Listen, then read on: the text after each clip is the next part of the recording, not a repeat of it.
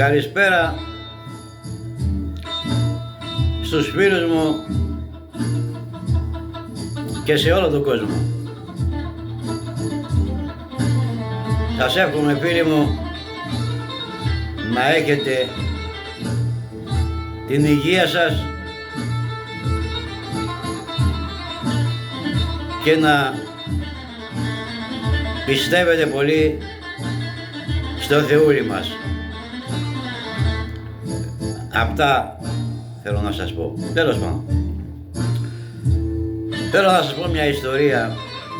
Όταν ήμουν μικρός, 15-16 χρονών παιδάκι, λοιπόν, εμένα μ' άρεσε το τραγούδι, τραγουδούσα. Ο Πανταζής, ο Πάριος, ο Βοσκόπουλος, ο Καζαντζίδης,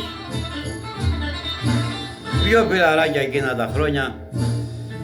Έλα ρε Γιωργάκη, πάμε να πούμε ένα τραγούδι να πεις εκεί στα μπουζούκια. Άρα λέω, εγώ ντρέπομαι, λέω, ρε, πείστε μη σηκώρει, λέω. Τι ντρέπεσαι, ρε, λέει, όχι, εγώ τους έλεγα ντρέπομαι, δεν μπορώ. Έλα ρε, με πήρανε, ας πούμε, μικρό παιδί και πήγαμε σε ένα μαγαζί έξω από τη Δράμα, Δειλινά λεγόταν το μαγαζί, και μέσα είχε 20 μασιών κοπέλες εκείνα τα χρόνια.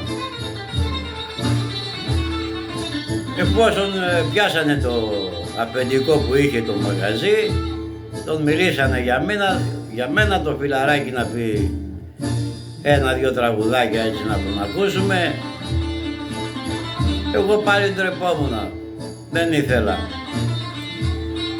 Με το ζόρι με βάλανε, ας πούμε, να πω το πώς να σου το πω του Πανταζή και του Πάριο ένα τραγούδι. Έλεγα να σου στείλω ένα γράμμα, αυτά τα δυο τραγούδια. Να μην τα πολυλογώ, πιο μπροστά τα είπε ο τραγουδιστής, και τώρα εγώ αυτά ήξερα λίγο να πω. Δεν ήθελα δηλαδή να το κάνω εγώ αντίπραξη τον άνθρωπο αυτόν, να το πω εγώ καλύτερα και να χάσω αυτός ο άνθρωπος τη δουλειά του που έπαιρνε μεροκάματο εκεί. Εγώ πιτσιρικάς ήμουνα.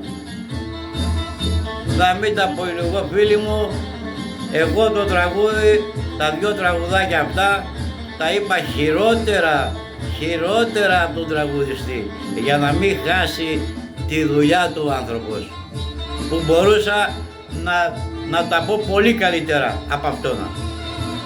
Αυτός είναι ο Γιώργος, φίλοι μου. Ούτε για λεπτά το κάνω εγώ στο TikTok, ούτε για τίποτα. Το κάνω γιατί μ' αρέσει. Αν ήθελα θα μπορούσα να τραγουδούσα σε κάποιο μαγαζί. Δεν θέλω εγώ τέτοια πράγματα. Εγώ το κάνω γιατί μ' αρέσει. Λοιπόν, σας εύχομαι και πάλι καλό βράδυ, καλή νύχτα σε όλους.